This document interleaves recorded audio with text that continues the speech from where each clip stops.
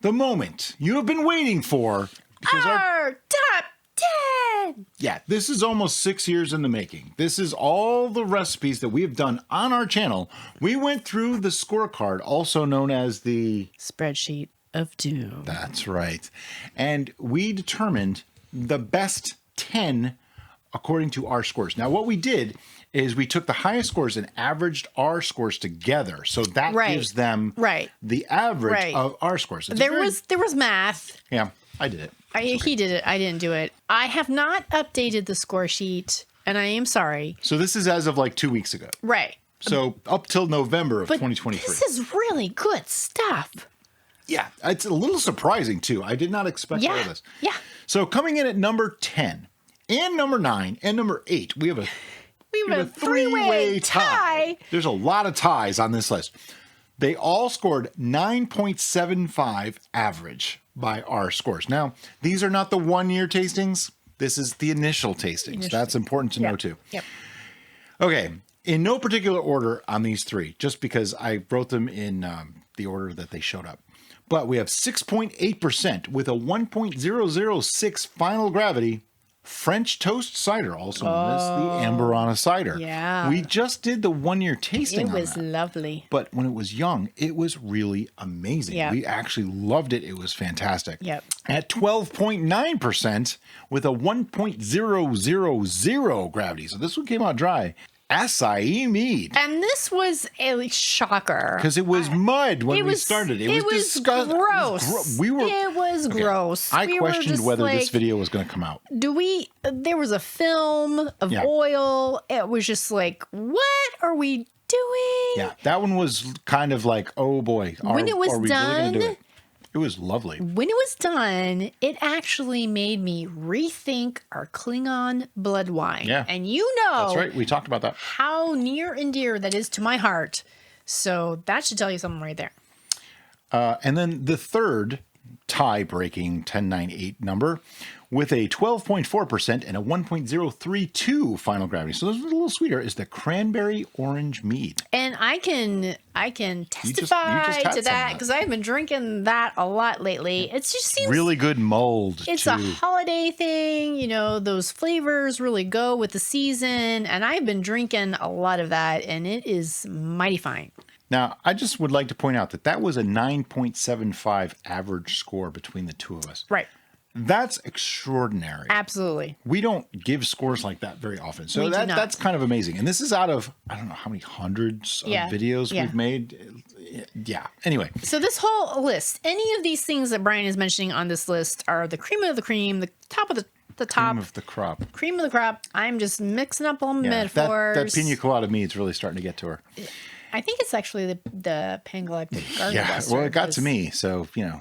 Hey. This is a little interesting. Okay, so. And then? We have another three-way tie for 7, 6, and 5. This is a perfect 10 average score.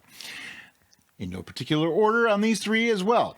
At 7.6% with a 1.034 final gravity, we have our best blueberry cider. Oh, yeah. Now, if that you doesn't recall, surprise me.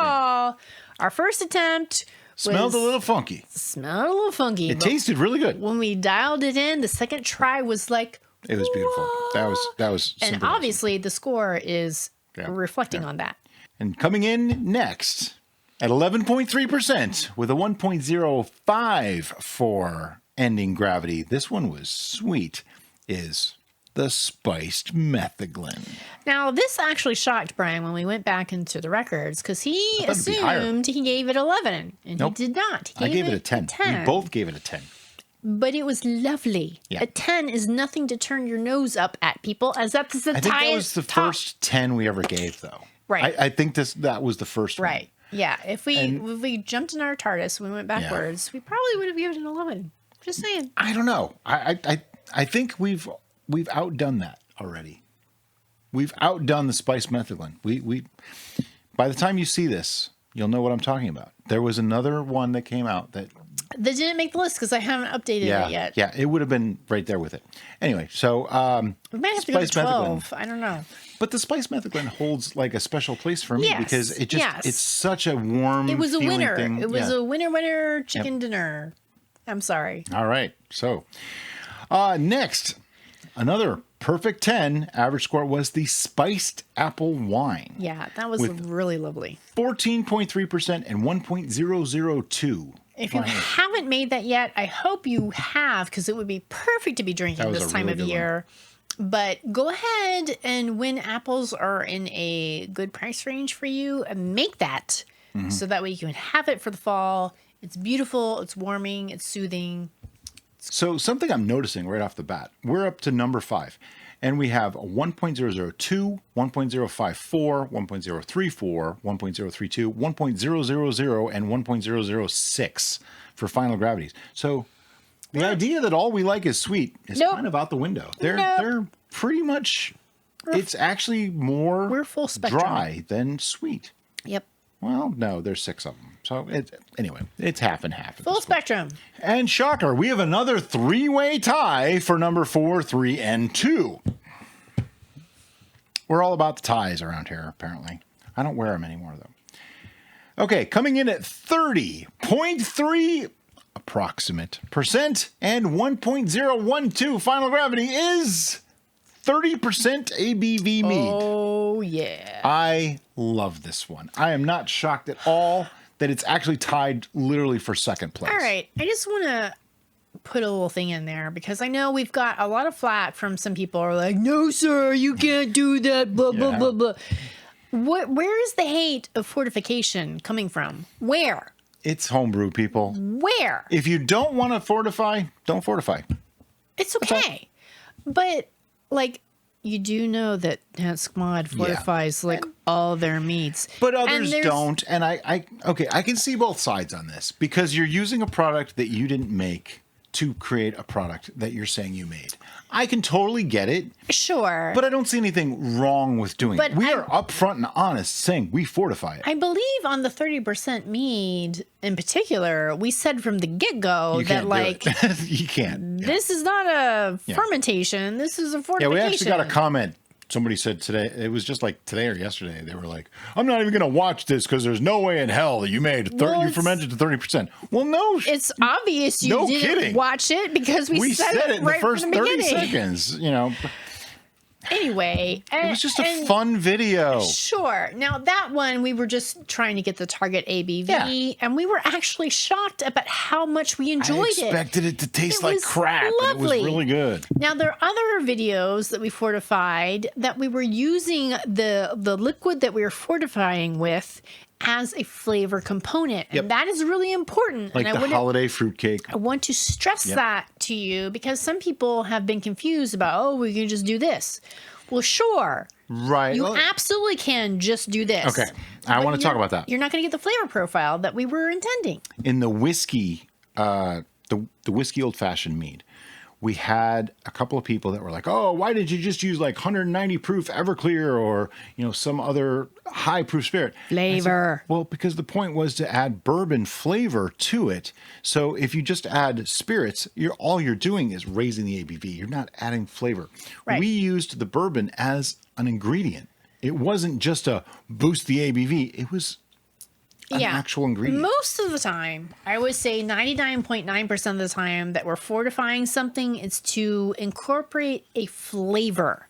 Sometimes it's to stop fermentation. The 30% was simply to get to 30%. 30%. It's a meme. It was a meme. And then we're like, oh my gosh, this is so good. And it came out really good. So that was a happy accident. But most of our fortified beverages, regardless of what category they were in, is because we wanted to add that flavor into the mix. Sure. Okay? Also, tied for literally like second place here at 10.25. That's the score. 10.25.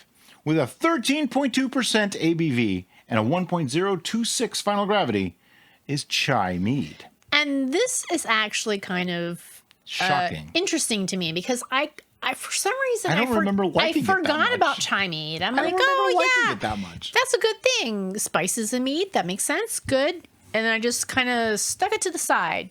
Jenny and Jeff, you guys have been fermenting chai mead and singing its praises. It was Jeff's idea. And I'm like, why are you guys so excited about this? He told us about the Tazo chai. Oh, when we did this, I'm like, oh, that's why you're so excited about this, because it's really good. It's similar to my spiced methylene. Yeah.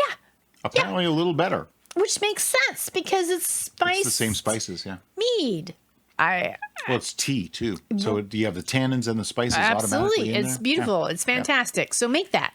And the third in line for 10.25 final score with an 18.3% ABV and a 1.034 final gravity is Pineapple Habanero Mead. Oh, yeah. Now, this was a Derica recipe. I'm going to take credit for this regardless of the situation because this... It's all her fault. This was back when we hung out with our friends, Savvy and Ben, and we went to a specific restaurant, and I had a specific cocktail, and I was inspired by this experience. When we make a new habanero, I want to put some pineapple on that. And that's what we did, and it was good, and everybody's happy. That was more your thing, though. It was okay. Hey. I probably gave it a good score, though. It's still because it got a 10.25.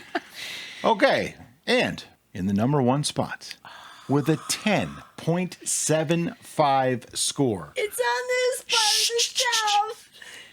Coming in at 15.5% ABV with an unknown final gravity because it says 0.994, and I'm pretty sure it was sweetened after that, but it was also fortified, is Sangria. That, I have to agree, is probably, I think I said it in the video, this is the best thing we've ever made. Okay, so when we were doing the sangria, everybody's like, oh, you should make a sangria. So you make your sangria, And we're like, just like, you guys know. You can't make sangria. You can't brew you sangria. You don't brew sangria. You just pour a bunch of stuff in a pitcher. It's like wine punch is what it is. So because so many people asked us to do it, we're like, you know what? We're just going to try it out anyway. And we did. It was awesome. And because we both have a love for a specific restaurant in the Tampa Bay area. Miguel's. Their sangria is amazing. Their sangria is awesome. And so that was what our inspiration was. They serve it like an old-fashioned in the glass of an old-fashioned. With a sprinkle of the cinnamon on top. Yeah, and it's just fantastic. So we're like, okay, well, obviously this needs cinnamon. Obviously this needs to be a higher ABV. Obviously it needs this, and this. Yeah, it was 15.5%. Most sangria that you can buy, like if you could buy the bottles, they're like 7 or 8 or 9. Yeah. They're pretty low. So ours will knock you on your butt. I did a lot of research and integrating what I found on the research and what I found versus our personal experience with Miguel's. Mm-hmm. We created this thing. It not only met but exceeded our expectations. And it's actually not that hard to make. It was actually a pretty simple recipe. Yeah. But it came out far beyond. It's an example of when all of the ingredients create something that's far beyond what you would expect. Yeah. It was really amazing. It is glorious. I'm happy to say that that's our top brew in 5 years. And almost 6 years. March 2nd of 2024 will actually be 6 years that we've been making videos on YouTube. Yay! Unbelievable. Everybody. We have like 600 and something videos right now. Wow. For those of you who have been with us from the very beginning, bless your hearts. Thank you so much for sticking with us because I know. Yeah, I watch some of the older stuff now and I go, it's cringy. It's a little cringy. Yeah. It's a little cringy. Lots changed. Now, perhaps we're cringy in a different way. Yeah, we're probably, to some people who really like the old stuff, we might be cringy now. I mean, I don't know. But the sangria, I know there's still bottles of sangria. She hid them from me. Up here. And like every time I want to pair something with food, I'm like, is it sangria worthy? Is it sangria worthy? You know, we can make more. I know we can make more, but I just know we probably won't because that's like the pinnacle. We don't need to do it again. It's perfect. It's beautiful. It's fantastic. Make some off camera just for us. That's something interesting. We don't actually do a lot of brewing off camera anymore because we're down. We have a schedule now. We make like 40 brews a year on average. Yeah. And I mean, we can make a lot more legally, but we can't keep up with consuming them. There's just the two of us. Yeah. So we don't, because I figured it out one time. It was like, I think we have to drink like a bottle a day or something. Yeah. And we just don't. Yeah. I mean, we have, I don't know. It's just, it's crazy. Yeah. Doesn't this come out like right around the holidays? Yes. Happy holidays. Regardless of what you celebrate particularly with people that you enjoyed their company Point is to with, celebrate something. and have fun, learn, grow, succeed, and may your next year be even better. And with that, thank you so much for watching, and have a great day.